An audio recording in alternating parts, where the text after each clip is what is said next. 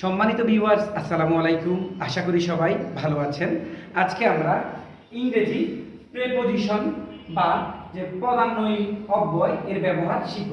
এখানে রয়েছে অ্যাট, এখানে রয়েছে অন, এখানে রয়েছে ইন। এই তিনটি ওয়ার্ড দিয়ে আমরা এই শূন্যস্থানগুলো পূরণ করব। এখন কথা হলো কোথায় অ্যাট বসবে, কোথায় অন বসবে এবং কোথায় ইন বসবে। আমরা যদি আমাদের যে সূত্র রয়েছে সূত্র যদি আমরা প্রয়োগ করি তাহলে আমরা সহজে কিন্তু এই শূন্যস্থানগুলো পূরণ করতে পারবো। প্রথমে রয়েছে যে এখানে কি অ্যাট, অ্যাট কখন বসে? টাইম, টাইম বা সময়ের আগে বসে অ্যাট। এখানে রয়েছে অন, অন বসে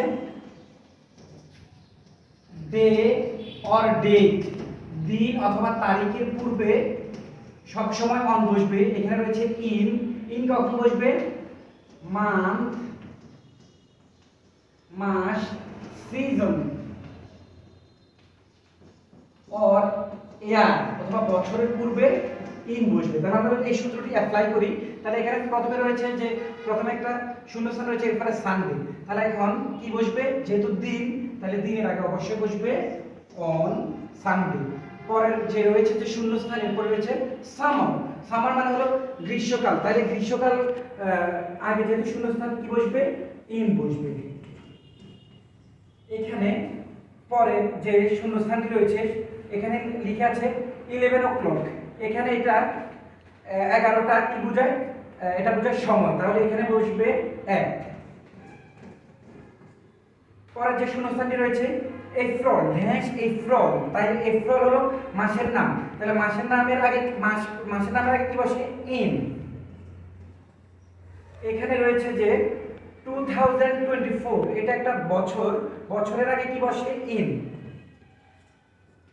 পরে যে শূন্যস্থানটি রয়েছে যে 9 o'clock, 9টা, তাই সময়ের আগে সব সময় অ্যাট বসে। পরে রয়েছে যে কি? ফ্রাইডে, শুক্রবার। তাহলে দিনের আগে সব সময় কি বসে? অন বসে।